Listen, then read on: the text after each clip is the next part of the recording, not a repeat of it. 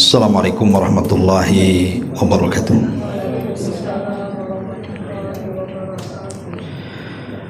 Alhamdulillah wassalatu wassalamu ala rasulillah wa ala alihi wa sahbihi wa mawalah wa la hawla wa la quwata illa billahi wa ba'du. Alhamdulillah, di siang hari ini kita bisa duduk kembali untuk bertalabul ilmi, dan pembahasan di siang hari ini kita akan membahas seputar keluarga,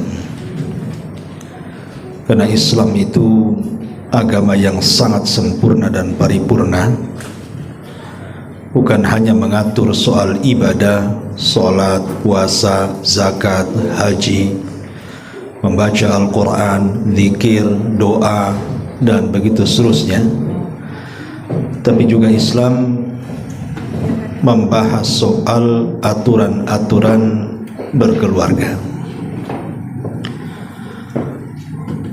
Kenapa demikian? Karena baiknya masyarakat itu ditentukan dengan baiknya keluarga. Kalau masing-masing keluarga itu baik, maka dipastikan masyarakatnya akan baik.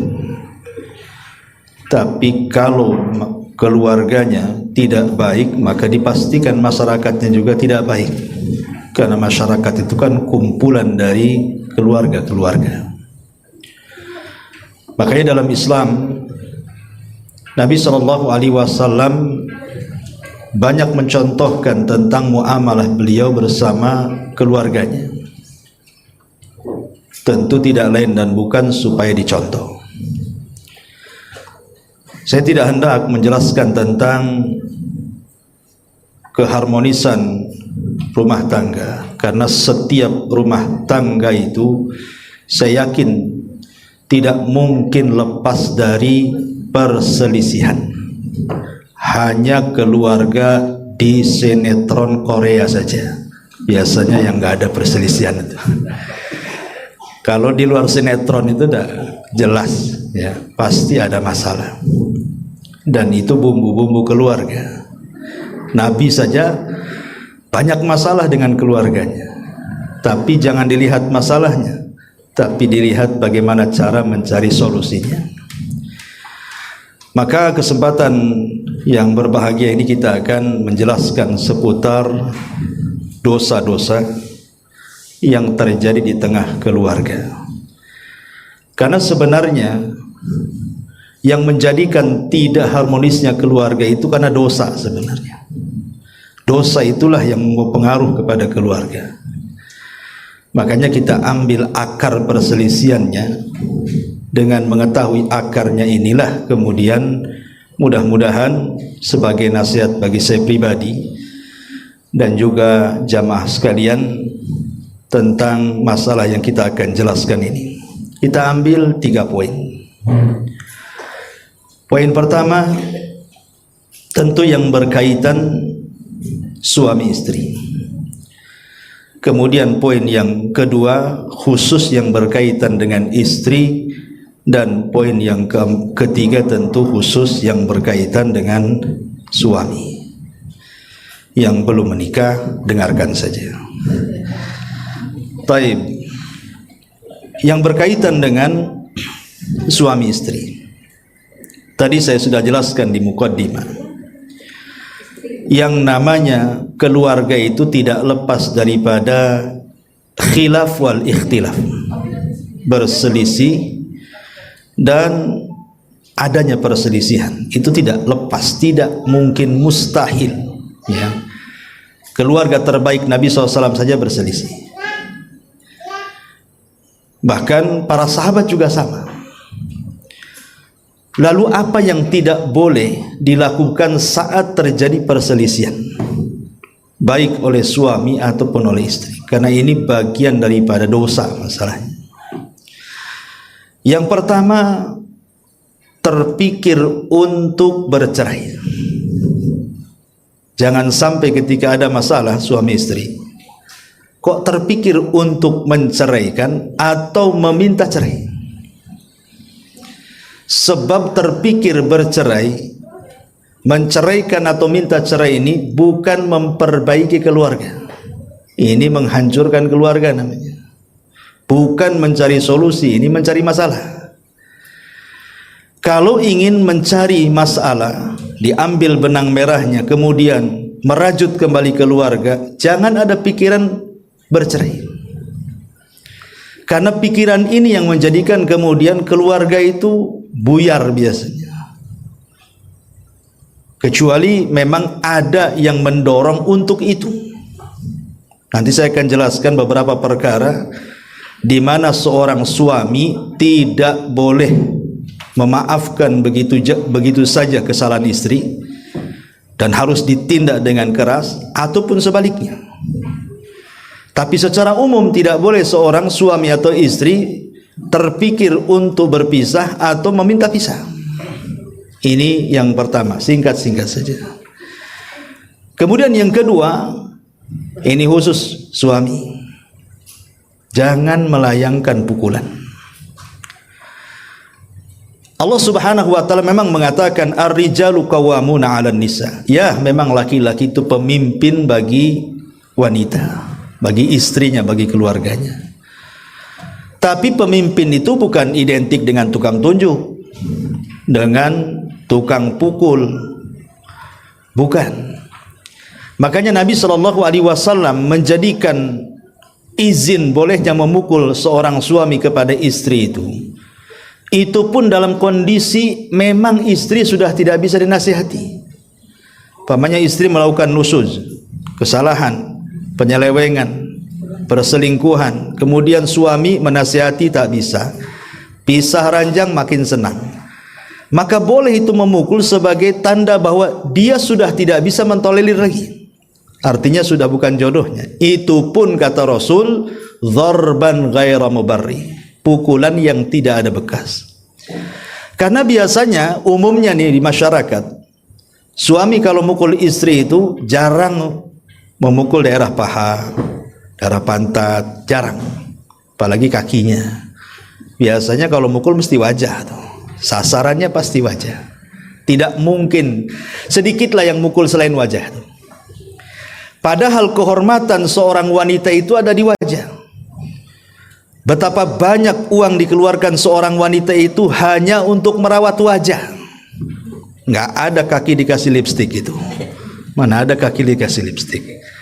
Semua di wajah, bedak ya di wajah, silikon aja ditanam di wajah kan itu. Jadi kalau kehormatannya tiba-tiba dihinakan, itu sakitnya tuh di sini biasanya. Ya, makanya kenapa tidak boleh memukul. Ataupun sebaliknya, istrinya pula yang garang. Mungkin dulunya latihan taekwondo, mungkin. Istri pula mukul suami. Ini kan terbalik ini, ya. Ini yang kedua. Yang ketiga, khusus kepada istri, jangan suka mendoakan laknat. Biasanya doa buruk itu datang dari istri. Kalau tersakiti oleh suami itu, dia suka mengeluarkan kata-kata yang tidak baik. Dulu ada kisah seorang syekh bercerita. Jadi ada tetangganya itu kalau marah sama anaknya selalu mengatakan, kau kalau kayak gini mudah-mudahan keluar peluru dari kepalamu, katanya. Jadi anak ini akhirnya tumbuh besar. Allah takdirkan sudah besar, keterima pula di dunia militer. Kemudian setelah keterima, waktu latihan kawannya bercanda dengan pistolnya, diletakkan di kepalanya, disangka pistol itu kosong. Rupanya ditarik pelatunya, keluar ada satu peluru masuk ke kepalanya, mati dia, ya. Jadi teringat orang tuanya. Dulu padahal masih kecil dia ngomong begitu tuh. Sekarang jadi kenyataan setelah dia dewasa diterima di militer kan itu. Jangan suka mendoakan buruk, karena boleh jadi doa buruk itu menjadi sebuah masalah besar. Kalau sampai kemudian berdoa diaminkan, itu kan masalah nantinya.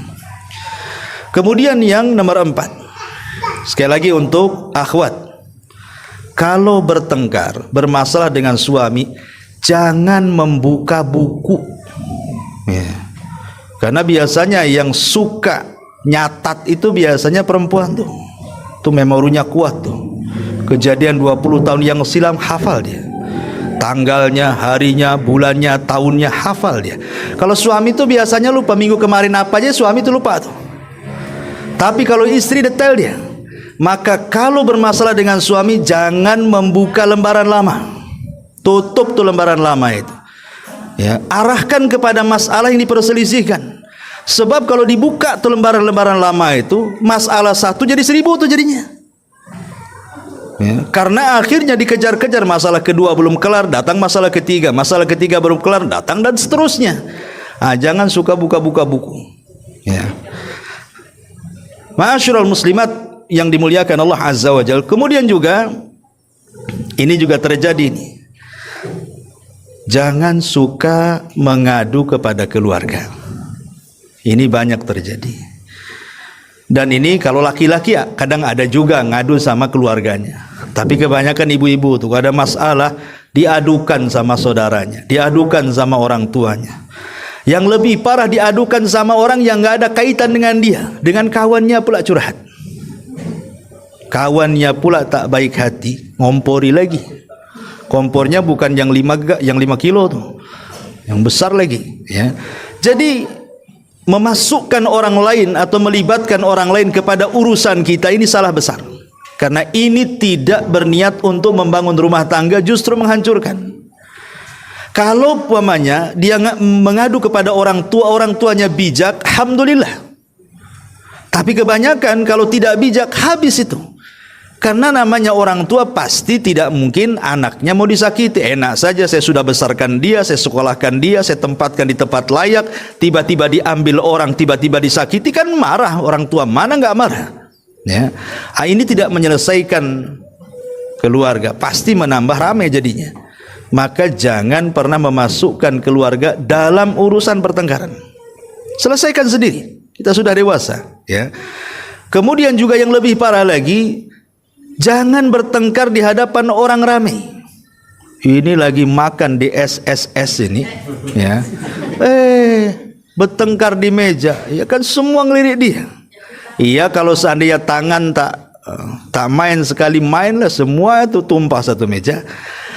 Ini kan merendahkan martabat orang namanya. Karena bagaimanapun orang kalau dimarahi di depan orang itu sangat rendah sekali. Merasa dihinakan, bukan merasa tidak dimanusiakan bahasanya. Dan itu pengaruhnya besar. Pengaruhnya besar kalau bertengkar di hadapan orang ramai itu. Maka jangan hindari. Jangankan di hadapan orang ramai, di hadapan anak-anak pun itu ulama menghindarkan, karena psikologi anak itu berbeda. Dia akan merekam dengan rekaman yang kuat anak-anak itu. Takut dicontoh. Ya. Ini juga masalah. Nggak usah pakai angka lah, saya pusing. Kemudian biasanya juga kalau bertengkar, jangan kait-kaitkan perkara gaib. Maksudnya apa perkara gaib? Karena istrinya cantik, suaminya jelek, waktu tengkar, jangan-jangan kau sihir aku dulu ya, sehingga aku dipelet, akhirnya suka pula sama kamu, katanya. Nah. Atau mungkin satu kaya satu miskin juga, bawa-bawa dukun, kau pakai dukun di sana ya? Ya, kenapa aku jadi suka? Pasti ini jinnya sudah lari, makanya aku tahu siapa kamu. Ini kan, kau bawa-bawa sihir pula ke rumah tangga. Ingat, jodoh itu sudah dicatat di rahim. Malaikat waktu kita di rahim itu usia 40, jadi 4 bulan kan itu. Itu malaikat datang mencatat lo rizkinya, sampai jodohnya dicatat di situ. Lah itu memang jodoh dia. Ya. Maka jangan bawa-bawa alam gaib dalam pertengkaran suami istri itu. Ya. Termasuk hindari mencela.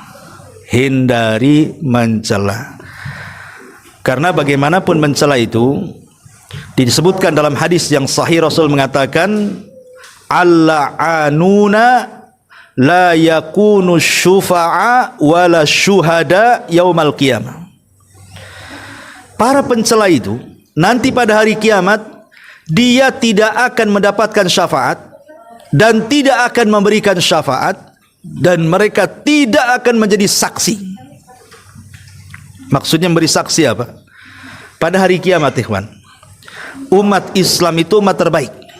Kenapa disebut umat terbaik? Karena mereka akan jadi saksi. Saya, Anda atau siapapun umat Islam ini akan menjadi saksi. Untuk siapa? Untuk para nabi. Ketika Allah memanggil Nuh, kemudian ditanya, Nuh, sudah kau sampaikan risalahku kepada umatmu? Kata Nuh, sudah. Kemudian Allah menghadap kepada kaumnya Nuh, hei kaumnya Nuh, sudahkah Nuh menyampaikan risalahmu? Enggak, Nuh dusta tuh. Kemudian Allah mengatakan, lihat Nuh, umatmu mengingkari. Kau sudah menyampaikan risalahku kepada mereka. Adakah enggak kau saksi? Maka Nuh mengatakan, ada kau saksinya. Kemudian Nuh memanggil kita semua ini, umat Islam dan Nabi SAW. Tuh saksiku, kata Nuh. Maka Allah akan mengatakan kepada kita semuanya nih, ya, betul Nuh sudah menyampaikan risalahnya. Bukankah kalian tidak hidup di zaman Nabi Nuh? Kok sok tahu kali kalian? Ya. Maka Rasul dan umatnya termasuk kita di situ akan mengatakan, bukankah kau yang mengatakan bahwa Nuh menyampaikan risalahnya itu dicantumkan dalam Quran? Kan Allah menjelaskan bagaimana Nuh menyampaikan risalahnya dalam Quran itu, dalam surah Nuh. Maka Allah mengatakan, sodaktum, benar engkau. Artinya kita akan jadi saksi karena kita dianggap umat terbaik. Kecuali para pencela, para pelaknat tidak akan dimasukkan ke dalam saksi itu. Kalau sudah tidak dimasukkan menjadi saksi, berarti dia menjadi umat terburuk. Bahkan yang lebih parah, dia tidak mendapatkan syafaat. Padahal pada hari kiamat itu, syafaat yang paling penting itulah keselamatan kita. Karena kalau sudah tidak ada syafaat, kemungkinan selamat cuma satu, dengan rahmat Allah Azza wa Jalla. Kalau Allah masih memberikan kasih sayangnya kepada kita, barulah dengan kasih sayang itulah kita selamat. Kalau tidak, maka akan dimasukkan ke neraka, diazab seazab-azabnya, naudzubillah. Maka jangan suka mencela. Karena biasanya kalau orang bertengkar itu kan memang tidak bisa mengkontrol, terus terang saja. Ya, bukankah Nabi SAW yang mengatakan, apabila engkau dalam kondisi marah, berdiri, kata Rasul, duduk. Kalau duduk masih marah, baring. Kalau baring masih marah, wudu. Kalau wudu masih marah, solat. Kalau solat masih marah, tidur. Tidak bisa tidur, Ustaz, masih marah. Minum CTM. Kalau tidak bisa juga. Ya.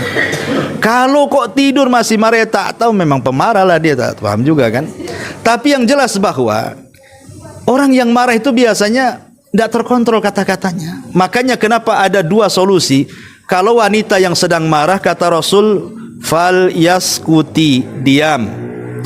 Tapi kalau laki-laki yang lagi marah, kata Rasul, fal yakhruj, keluar. Nah itu kan beda tuh. Kalau perempuan lagi marah, diem. Kalau laki-laki lagi marah, keluar. Jadi kalau suami lagi marah, keluar, biarkan, Bu. Ya, mungkin dengan keluar kena angin, kena apa kan gitu. Nanti agak reda lah marahnya, ketemu kawan, lupa lah urusan rumah tuh.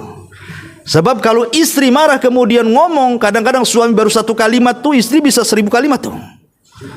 Nah, itu yang keluar kadang-kadang aneh-aneh tuh. Ya, makanya kenapa dihindari, jangan mencela, diam atau keluar.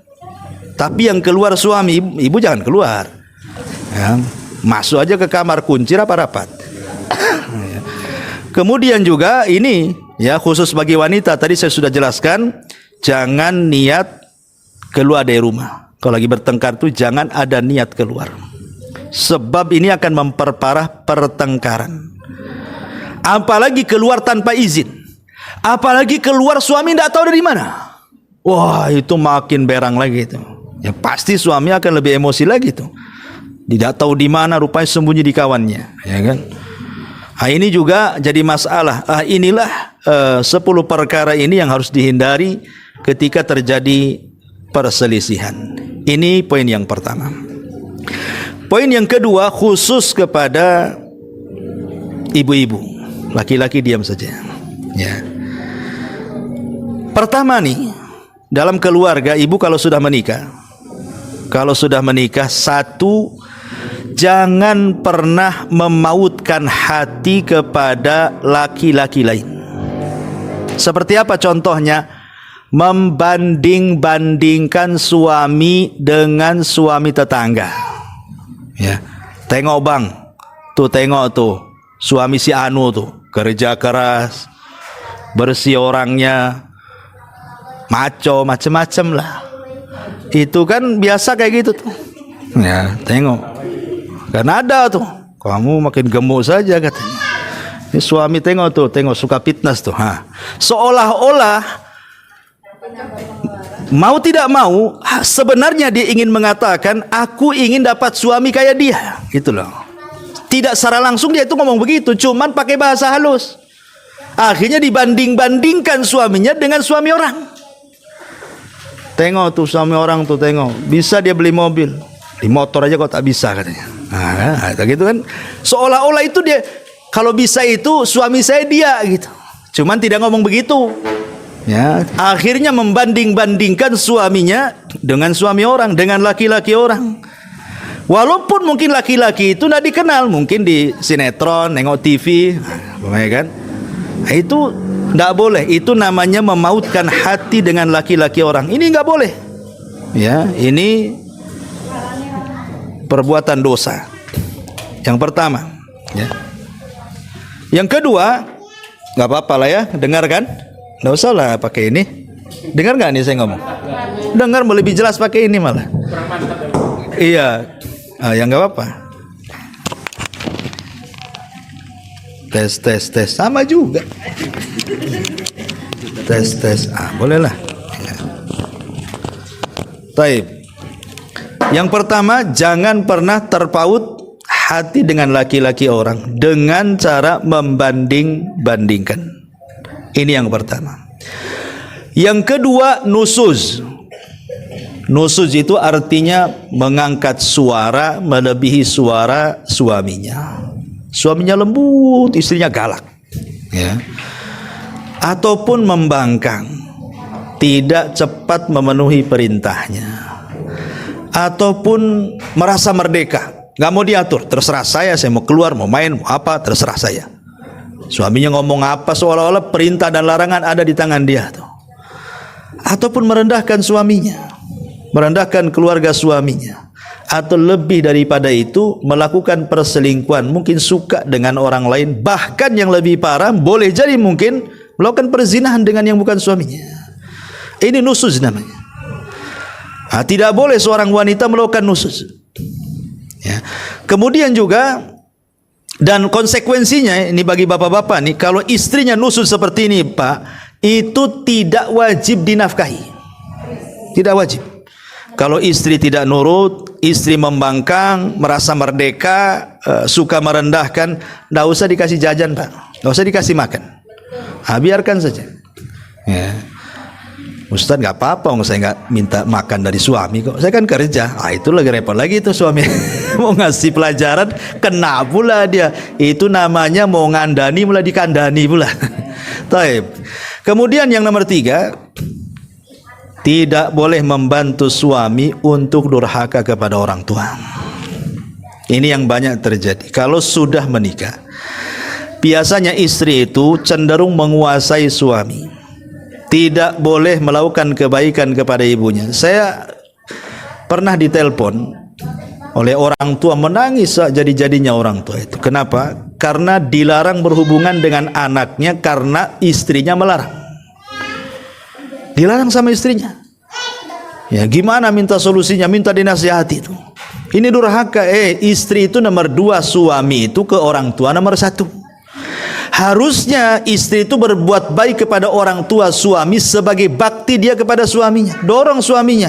Karena kalau suami berbakti kepada orang tua, itu menjadi berkah bagi istrinya. Sebab ketika suami sayang sama orang tuanya, berarti dia akan sayang sama keluarganya. Kalau kemudian dipisahkan hubungan suami dengan ibunya, kemudian dijauhkan dari kasih sayang, satu hari nanti maka dia tidak akan sayang dengan istrinya, bahkan boleh jadi anak-anaknya juga akan sama melakukan hal yang sama dengan dia kepada orang tua suaminya. Jadi ketika dia nanti punya anak, anaknya sudah menikah, kita ditelantarkan nanti. Itulah yang disabdakan Nabi SAW, tabarru aba'akum tabarrukum abna'ukum. Berbuat baiklah kepada orang tua kalian, nanti anak-anak kalian berbuat baik kepada kalian. Jadi ada hukum karma di sini. Kama tadinu tudan, kata ulama. Sebagaimana engkau bermuamalah buruk, nanti akan ada orang yang berbuat buruk kepadamu. Anak-anak kita. Jadi pengaruhnya besar nih. Kalau seandainya istri membantu suami durhaka kepada orang tua, yang ada dorong kalau suaminya tidak baik dengan orang tuanya, suruh baik. Ini malah senang. Ya, ini atau yang lebih parah malah dikompori pula. Ya, naudzubillah. Ini yang nomor 3. Yang nomor 4. Ini juga sering terjadi at-taftish. Taftish itu artinya suka meriksa rahasia-rahasia. Dompet. Itu jelas tuh kan. Ngirim informan kan itu. Atau taruh GPS pula di kaki dia, kemana melangkah kan itu. Kalau sekarang handphone biasanya, ya handphone. Ini apalagi dunia handphone ini paling banyak merusak keluarga. Ini kadang-kadang istri ini ada yang mungkin tak tahu ya istilah kesehatannya itu. Kadang-kadang sama suami ini kadang-kadang pertanyaannya banyak kali. Ya, dari mana bang? Sama siapa? Kok lama? Ya, tadi makan apa? Ngapain saja? Di mana? Itu semua tuh ditanya. Ini gimana ceritanya ini? Ini kepo namanya bu. Ya, kayak polisi nanya-nanya kayak tersangka aja jadi. Kan gitu ya. Jangan ibu gantikan Raqib Atid. Itu kerjanya Raqib Atid itu. Ibu jangan jadi Raqib Atid ya. Kewajiban ibu itu kalau sudah nampak suami kok beda ini, ya, kok lain, kok dingin, es aja nggak sedingin ini gitu, itu kewajiban ibu ketuk pintu langit. Berdirilah tengah malam sepertiga malam itu, berdoa kepada Allah, minta hidayah supaya suaminya dirubah sama Allah. Karena kalau ibu umpamanya makin mencari tahu, itu tidak menyelesaikan masalah. Mungkin ibu niatnya baik, mau menjaga suami, mau menjaga keluarga,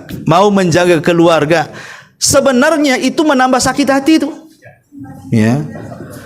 Jadi yang sudah sakit ketika tahu makin sakit hati. Jadi bukan makin selesai urusannya, makin sakit hati lagi.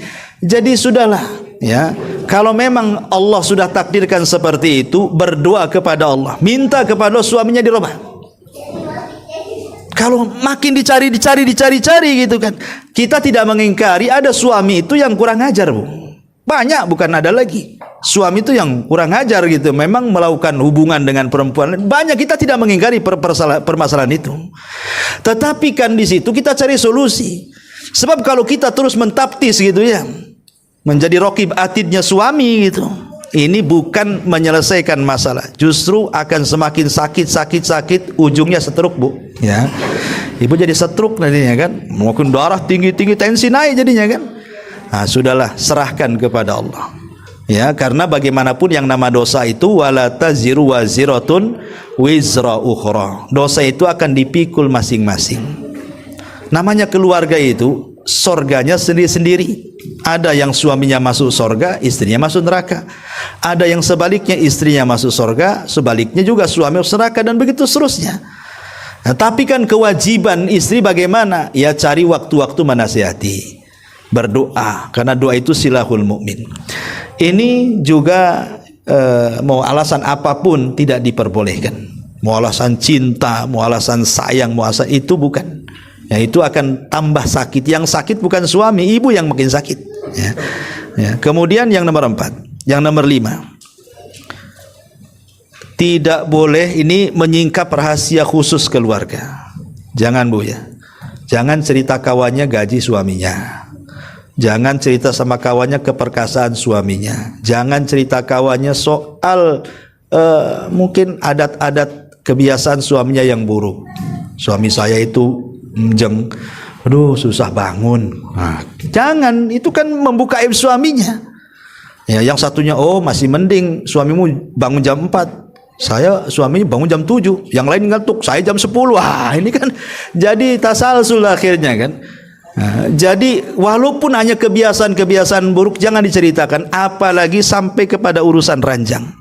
Karena ada hadis yang mengatakan, inna min asyarrin nas indallah, sesungguhnya seburuk-buruk manusia di sisi Allah Subhanahu wa taala yaumal qiyamah, pada hari kiamat, ar-rajulu yufdi ila imraatihi wa tufdi ilaihi summa yanshuru sirraha. Seorang suami menyebarkan keburukan istrinya atau istri menyebarkan keburukan suami kemudian disebar ke halayak orang. Yang lebih parah pula curhat di medsos dia. Suaminya sudah nyakiti dia, curhat di medsos. Ya. Nah, ini bahaya, jangan, karena ini dosa besar. Kemudian yang nomor 6, jangan suka memuji wanita lain depan suami, Bu. Jangan. Mau ngomong, bi, tengok cantik kali dia. Lah, berarti kan dia nggak cantik. Dia mengakui dia nggak cantik kan gitu ya. Karena dia memuji kecantikan orang, maknanya dia nggak cantik, nggak layak untuk suaminya. Nggak boleh menceritakan habis dari kondangan sana sini, ceritalah kawan-kawannya tentang kecantikannya, kemolekannya, kekurusannya, macam-macamnya semua diceritakan.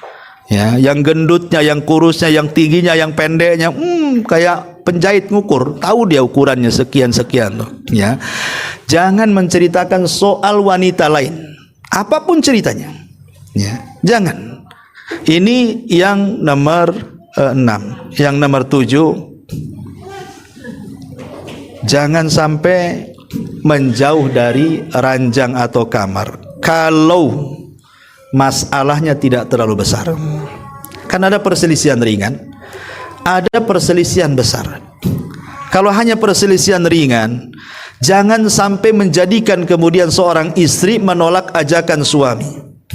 Atau masalah-masalah sepele lah, mungkin ibu capek habis ngepel, habis masak, habis nyuci, capek, tengah malam suami pengen, alasan nanti aja lah, capek saya, besok aja lah.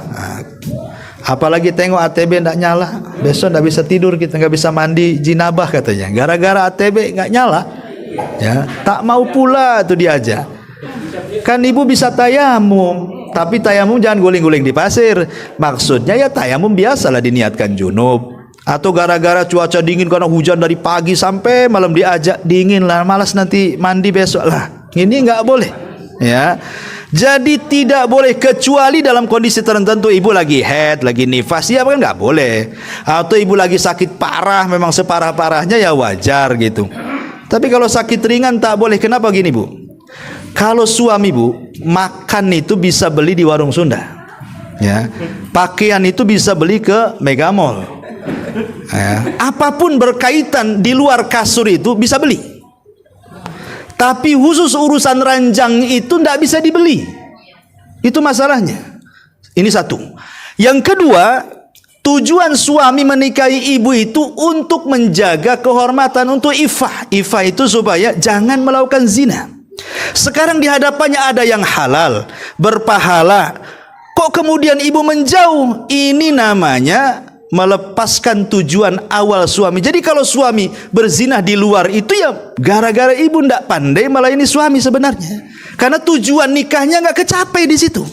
Kan tujuan nikah suami itu cuma satu, menghindari zina, ada yang halal, itu tujuannya itu. Bagi suami yang lain itu kecil. Bagi suami itu yang lain kecil, masalah ekonomi, masalah apa itu kecil, tapi urusan itu, wah itu bisa jadi masalah tuh. Kalau itu sudah tidak tersalurkan, ngambek-ngambek dia. Makanya kenapa wanita yang menolak itu dilaknat tuh sampai subuh tuh.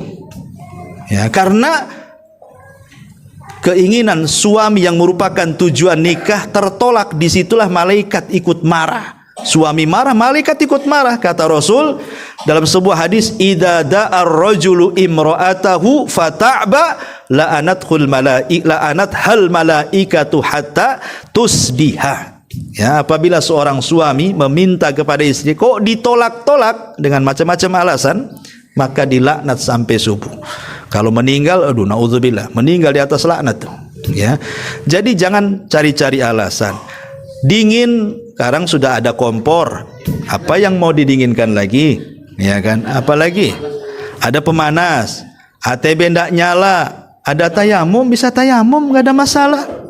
Ya, tayamum lebih enak lagi, cepat lagi.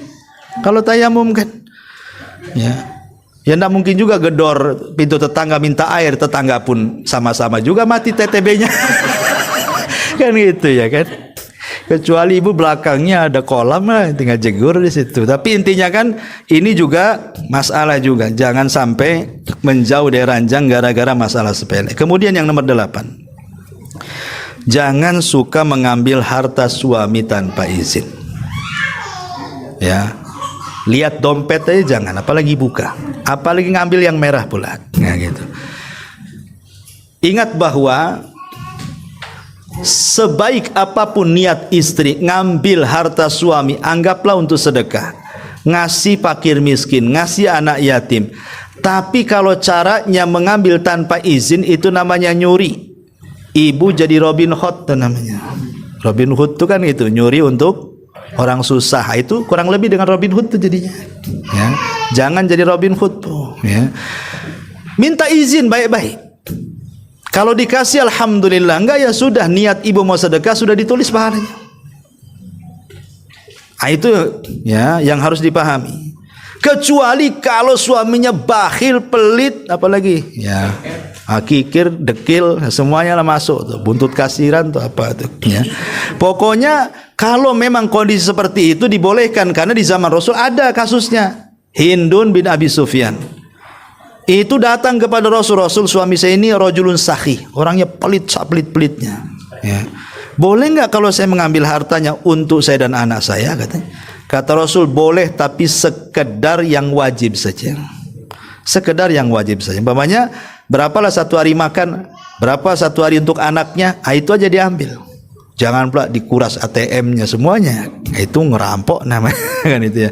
Maka ini harus dipahami, jangan baik ngomong baik-baik izin ya, kecuali kalau kikir suaminya ya. Kemudian juga jangan, tadi saya katakan jangan meminta cerai ya, jangan suka dikit-dikit minta cerai. Taib, ini juga perkara-perkara yang harus dihindari oleh istri kepada suami. Nomor 9 ya. Oh ya, nomor 10. Ya, tidak boleh seorang istri mudah mengeluarkan perasaan, karena kan cobalah istri itu memang walaupun secara tabiat istri itu suka mengikuti perasaan, tapi kan sudah tahu jangan sesekali kemudian mengingkari kebaikan suami, karena memang inilah sisi kekurangan istri.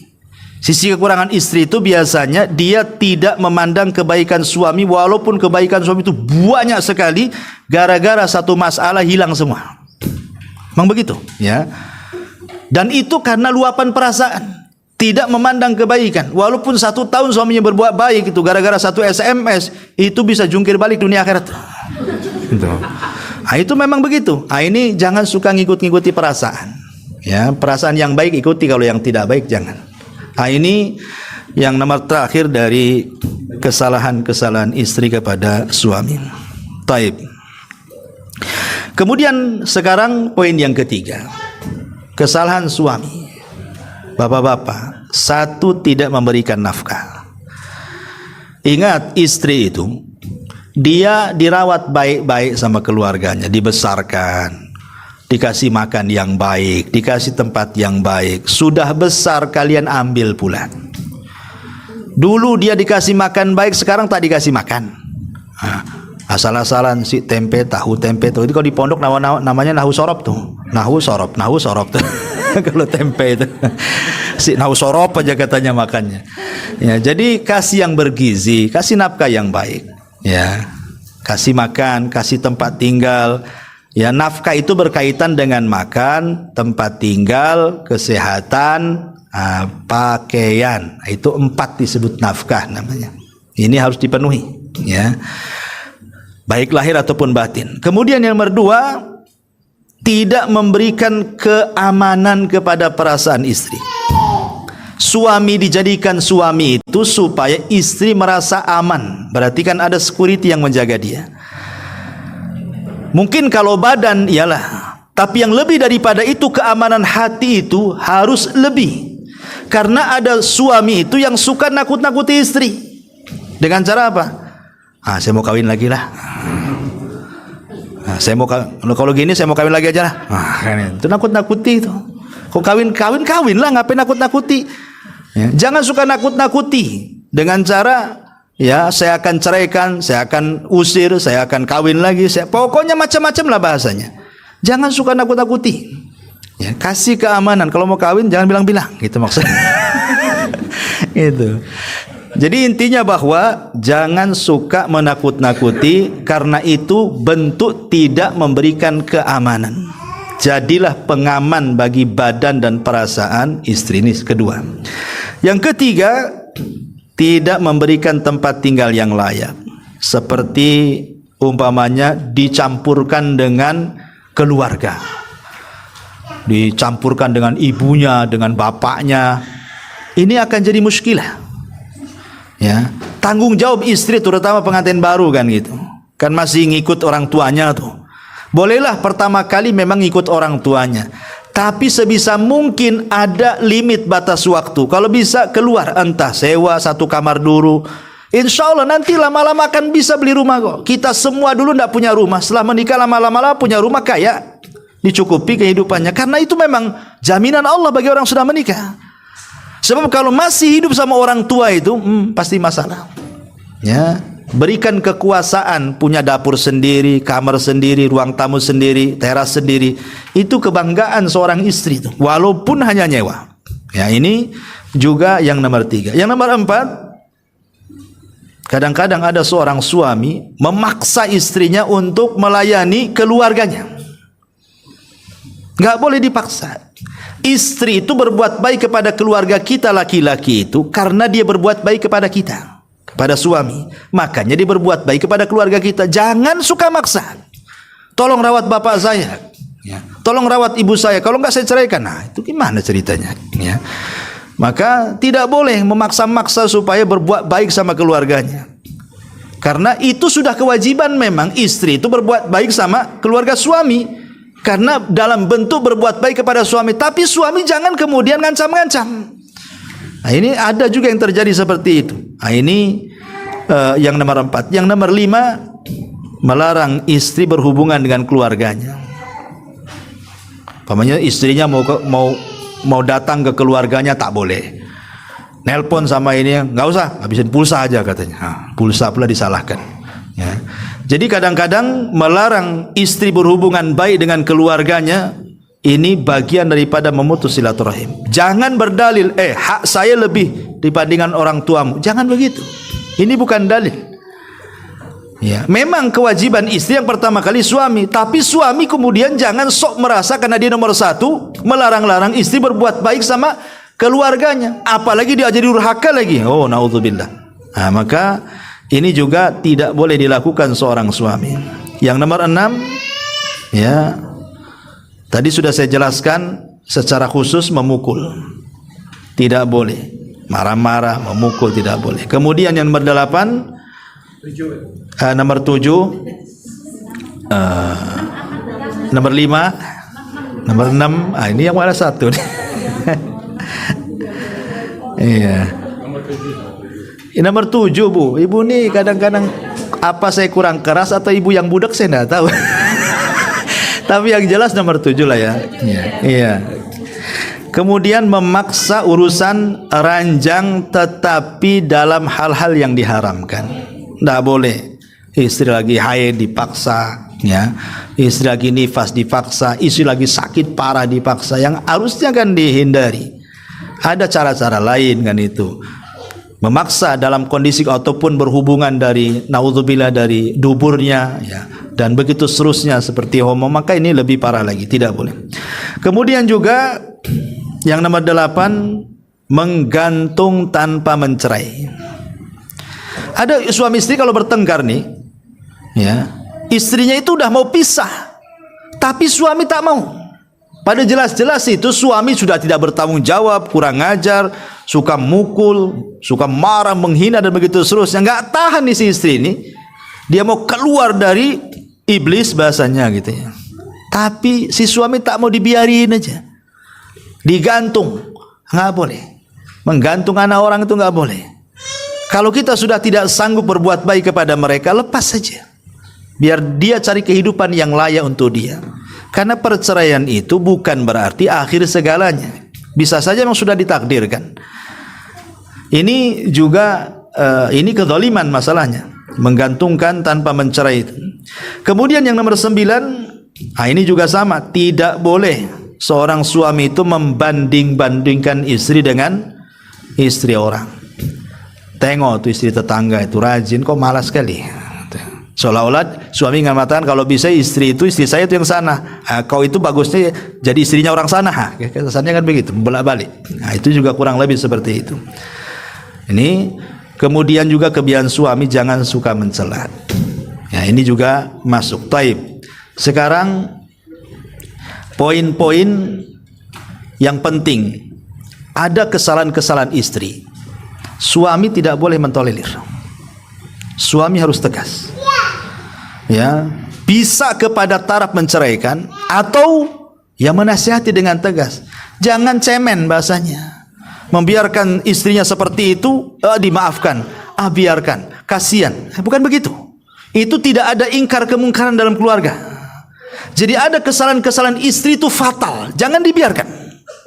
Nasihati, kerasi, kalau perlu ceraikan juga. Ya, tapi tentu ini bukan solusi ya. Kalau masih bisa dinasihati, nasihati. Kalau tidak bisa ya mau diapakan lagi? Karena wanita seperti itu tidak layak dirawat. Masalahnya, ya. Apa saja tuh kesalahan-kesalahan istri yang tidak bisa ditolerir itu? Pertama, kalau istri berkhianat dalam agama. Kalau istri berkhianat dalam agama, tidak sholat, tidak mau sholat istrinya. Ini kan berkhianat dalam agama. Suruh sholat tak mau. Ataupun mungkin lisannya menghina Allah, menghina Rasul, menghina ayat-ayatnya. Atau menghina syariat Allah. Ini istri kufur kayak gini nih. Suami jangan diam saja. Sayang Ustaz, mau diceraikan, cantik pula katanya. Nanti kalau saya ceraikan dapat peleng jelek katanya. Ini urusan agama. Enggak, jangan memandang dia cantik, dia baik. Nah, kalau sudah dia khianat dalam agama, harus tegas. Nasihati. Kalau tidak bisa nasihati, orang seperti ini diceraikan saja. Masa hidup sama orang yang kafir, macam mana pula? Menghina Allah, menghina ayat, ini bisa kufur, keluar dari Islam. Berarti Anda serumah dengan wanita kafirah kalau begitu. Ini bahaya. Nggak bisa ditolerir. Kalau punya istri kayak gini, tegas. Ya, ini yang pertama. Ya, yang kedua tadi, pamannya istri menyamakan kita suami itu dengan suami orang. Ini harus tegas ini. Ya, karena kalau dibiarkan ini akan melunjak tuh. Karena hakikatnya dia nggak cinta kita, dia cinta orang tuh. Maka jangan diam saja. Ya. Kemudian yang ketiga, keluar tanpa izin, tidak tahu alamatnya di mana. Ini kesalahan fatal nih, jangan dibiarkan. Harus dicari, dinasihati. Karena bagaimanapun, jangankan lagi keluar tanpa izin. Puasa sunnah saja harus izin suaminya. Bang, besok Kamis boleh nggak puasa? Boleh, tapi kalau siang saya tak tahan, batalkan ya. Umpamanya kan itu. Ya udah, gimana pula. Ya. Jadi ini fatal. Kemudian anania. Anania itu artinya sok menjadi raja, akuisme, ya apa, diktator bahasa kitanya. Seolah-olah perintah dan larangan itu ada di tangan istri. Ini kan ada ya betul sombong tuh, istrinya sombong, diceramai sama suami pun enggak dengar dia. Suami ngomong A, dia B, C, D, F, G. Itu. Pokoknya anania. Ini nggak bisa dibiarkan. Berarti dia tidak menghargai kita suami. Suami itu direndahkan dengan istri yang seperti ini. Suaranya meninggi, diomongi begini jadi begitu, dan begitu seterusnya. Kemudian berdusta. Maksudnya berdusta ini kan ada dusta kecil, ada dusta besar. Maksudnya dusta besar yang mengakibatkan kita bertengkar dengan orang. Bang, kayaknya tetangga ini menyihir, tukang sihir kayaknya. Dia nyihir saya katanya. Padahal nggak pernah ada kemenyan di rumah tetangga. Itu berdusta saja. Akhirnya kan ngamuk, dilabrak tetangganya. Kau nyihir istri saya katanya. Ini masalah. Ya, jangan sampai kemudian berdusta dengan dusta yang sangat besar, atau mengatakan, bang, itu suami tetangga itu suka ngeliatin aku loh. Siapa itu? Itu si Anu tuh. Dia kalau saya lewat tuh asik aku diperhatiin aja. Marahlah suami cemburu. Ambillah parang. Jadilah caro di situ. Ya. Jadi jangan sampai berdusta. Kalau sudah dusta besar sampai akhirnya hubungan kita suami dengan keluarga bermasalah, hubungan dengan tetangga bermasalah akibat dusta wanita ini. Jangan dibiarkan wanita kayak gini, tukang dusta nih. Ini nggak akan harmonis keluarganya, sih masalah aja yang datang. Kemudian suka mengeluh kepada keluarganya. Apa yang kita lakukan keluarganya tahu. Bentar-bentar datang telepon dari saudaranya. Entah apa-apa ngomong itu sama kita. Ini wanita itu kan ngeluh gini. Anda usah di ini. Ya. Kemudian menuruti keinginannya, apapun yang dimintanya kalau bisa harus ada di hadapannya. Ini hubud dunia, wanita yang terlalu cinta dunia. Pokoknya saya mau ini. Ya. Tolonglah saya mau ini. Tolonglah belikan ini, tolonglah belikan itu. Kalau tidak mau marah dia. Gak dikasih jatah malamnya pula. Ya. Lah wanita-wanita seperti ini dia tidak cinta kita suami. Dia cinta dunianya saja. Ngapain dia? Dia sedang cinta dunia, bukan cinta kita seorang suami. Kalau begitu buat apa gitu? Sementara Allah mengatakan wa ja'ala bainakum mawaddatan wa rahmah, kan begitu. Kita ini butuh cinta, butuh kasih sayang. Tapi wanita seperti ini tidak ada cinta, tidak ada kasih sayang. Oke lah cinta hilang, tapi kasih sayang tak ada dia. Nggak kasihan suaminya berkeringat pagi, berangkat pulang sore keringatan. Tahu-tahu hanya untuk itu saja. Nah, ini jangan ditolerir wanita kayak gini nih. Ya. Ada nggak di sini? Saya nggak tahu. Tanya aja Bu. Ya. Kemudian, ya. Ini juga suka bongkar-bongkar rahasia. Ini nggak bisa ditolerir. Tadi sudah jelaskan. Suka bongkar-bongkar rahasia. Adat istiadat, kebiasaan suami. Kok tetangga bisa tahu gitu. Bisa tahu suami jarang mandi, kok tahu kawannya tuh. Berarti memang dikasih tahu kan gitu. Kalau nggak dikasih tahu mana tahu. Ya. Jadi jangan sampai kalau suka ini bongkar-bongkar rahasia, ini nggak bagus. Ya. Kemudian suka memudah-mudahkan urusan yang merupakan kewajiban dia dimudah-mudahkannya. Berdandan itu kan kewajiban istri di hadapan suami, itu dimudah-mudahkan. Tapi kalau keluar ke pasar aja berdandan tuh. Tapi pulang dari pasar jelas tuh pasar becek bau macam-macam, tak segera diganti, dibiarin aja dia bau lumpur di situ di rumah tuh. Ya. Kok keluar rumah tak bau lumpur, ya pulang pula bau lumpur. Ya kan di pasar mungkin beli ikan beli apa, nggak segera diganti. La haula wala quwata illa billah. Nyaman pula di situ. Kayak dia kawin sama ikan jadinya kan. Nauzubillah kan. Taib. Ini juga yang jadi masalah juga. Nah, ini namanya kalau terjadi sifat-sifat yang seperti ini, suami tidak boleh mentolerir. Karena ada suami-suami yang takut istri. Sudah jelas-jelas istrinya kayak gini, dibiarin aja. Dimaafkan, kasihan, cantik. Nanti kalau seandainya saya dapat saya tak secantik dia. Enggak. Man taraka syai'an lillah awadallahu khairan min. Barang siapa yang meninggalkan sesuatu karena Allah, Allah ganti yang lebih baik nanti. Ya. Tetapi kalau sudah tidak bisa nasihati, kalau masih bisa alhamdulillah. Ya, kalau enggak, buat apa lagi dirawat? Ini kalau terjadi kepada istri tidak bisa ditolerir. Sekarang terbalik, ya. Kalau terjadi kepada suami, ya, istri jangan tolerir dia. Yang pertama, suami lemah, nggak bisa ngasih nafkah, ya malas tidur aja kerjanya. Pokoknya dengan alasan akhirnya istri pula yang cari, istri pula yang kerja. Bahasa sinetronnya dunia terbalik, ya, terbalik-balik dunianya. Harusnya kan suami yang kerja, istri pula yang kerja. Suaminya yang gendong anak, siapa yang ngepel, yang masak, ya. Itu ada istri itu yang nggak punya akal, malah senang itu. Ya, kayak dia ngerawat suami jadinya. Ini nggak bisa ditolerir. Kalau suami yang malas nggak ngasih nafkah, istri jangan diam saja. Karena bukan kewajiban istri keluar rumah mencari nafkah. Karena fitnah wanita keluar itu besar. Kalau fitnah laki-laki keluar kecil, kalau fitnah perempuan ini keluar dia besar, dia fitnahnya. Macam-macam fitnah yang akan dihadapi apalagi zaman sekarang. Ya, maka jangan ditolerir nih. Yang kedua, suami yang suka menghina-hina. Ya, kalau suami ini suka menghina-hina, merendah-rendahkan istri dengan cara mencaci, memaki, memukul, naudzubillah kan itu.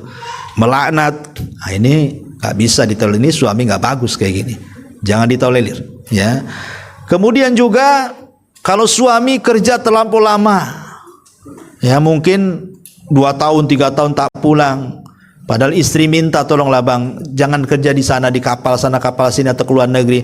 Nggak usahlah, cari di Batam saja, biar hari-hari ketemu. Suaminya nggak mau lah. Di sini gaji kecil, di sana besar. Tapi 2 tahun sekali ketemunya, ini kan masalah ini. Ya, jadi kalau yang seperti ini kok kekeh hanya mengejar dunia saja suami, sementara istri itu ada kewajiban yang harus diberikan suami, maka ulama membolehkan istri minta cerai seperti ini. Karena kalau sampai di atas 6 bulan, kan pergantian pasukan di zaman Umar itu 6 bulan sekali. Itu pun gara-gara Umar, awalnya setahun, tapi gara-gara Umar malam-malam kemudian keluar, adalah seorang istri yang ditinggal suami jihad itu bersenandung syair. Ya, kalau bukan karena takut kepada Allah, sudah bergetar ranjangku ini katanya. Maksudnya sudah selingkuh. Umar dengar. Maka sejak itulah Umar mengganti dari setahun menjadi 6 bulan sekali. Inilah jadi dalil bahwa suami boleh meninggalkan istri itu paling lama 6 bulan, kecuali memang ada izin daripada istri. Izinkanlah istrinya kan. Tapi kalau tidak ada izin suami istrinya yang minta, maka kalau kemudian lewat 6 bulan, istri boleh menggugat cerai itu. Ya. Karena suami membiarkan istrinya tersiksa, dibiarkan dia untuk selingkuh jadinya. Ya. Taib, ini juga tidak bisa dibiarkan. Termasuk juga kalau suaminya umpamanya diperiksa, suaminya juga anin itu mungkin impoten atau apa istilahnya, tidak bisa memuaskan, ya tidak bisa lah lanjut. Ya, maka boleh istri meminta cerai. Setelah mungkinnya diobati sana sini kok tidak bisa juga, ya sudah takdirnya. Tapi boleh, karena tujuan berumah tangga nggak kecapai kan, salah satunya untuk menjaga kehormatan di situ. Nah, termasuk juga istri melihat suaminya sudah mulai tidak baik, mungkin selingkuh dengan orang, dengan perempuan orang dan yang lainnya. Setelah dinasihati, dimaafkan sekali 2 kali masih juga, nah itu nususkan tidak harus dari perempuan aja, dari laki-laki banyak, dan itu paling banyak karena biasanya yang paling setia itu perempuan, laki-laki jarang setia. Ya, makanya kalau memang sudah tidak bisa ditolerir, sudah terlampau sakit sekali, maka boleh nasihati dengan keras. Kalau perlu ancam, udah kita pisah saja. Suami mungkin senang lah. Ya emang dari dulu saya tunggu kayak gini nih. Ini repot pula, suami nggak berakal ini kan. Taib. Jadi ini di antara hal-hal yang bersifat dosa-dosa yang harus dihindari di tengah-tengah keluarga. Ya, ini sudah jam 11:16. Taib. Kita batasi sampai setengah 12. 15 menit lagi kita buat tanya jawab, silakan.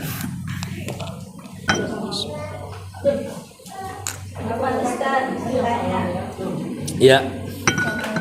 Waalaikumsalam. Bagaimana sikap istri yang cuma ngecek dompet suami, hanya ingin tahu aja ada isinya apa tadi ya. Udah dulu masih cek itu nggak ada isinya, kita isi itu gimana sekarang?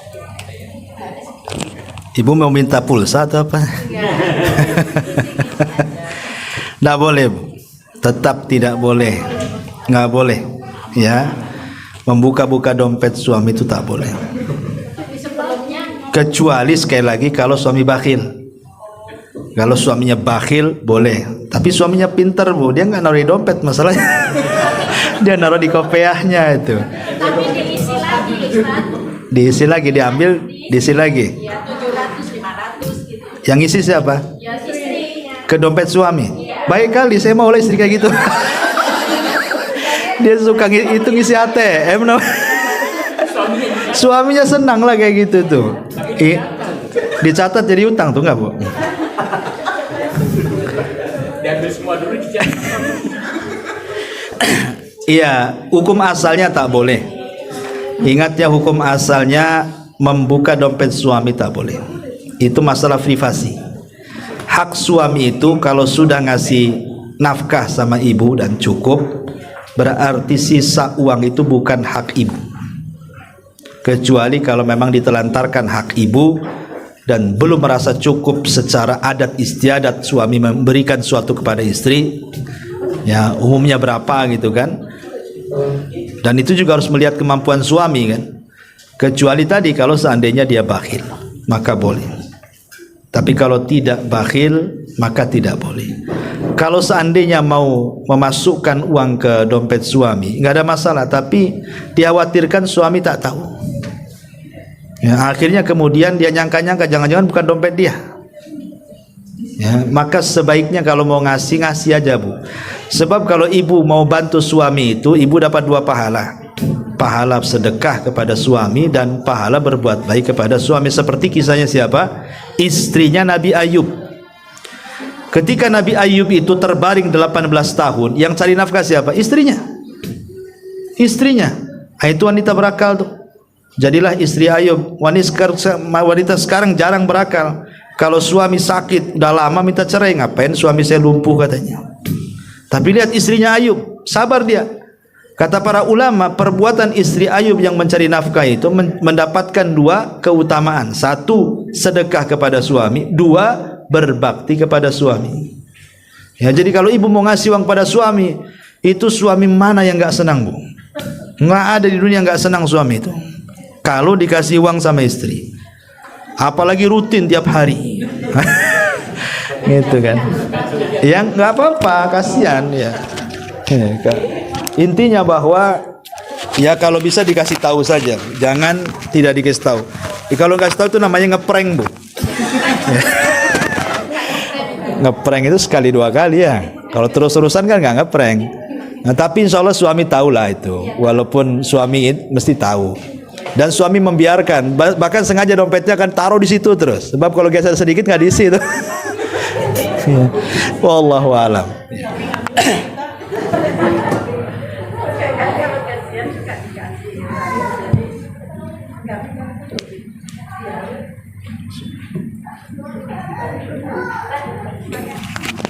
Ya, saya kira cukuplah. Subhanakallahumma bihamdika, asyhadu an la ilaha illa anta, astaghfiruka wa atubu ilaik. Allahu ta'ala. Assalamualaikum warahmatullahi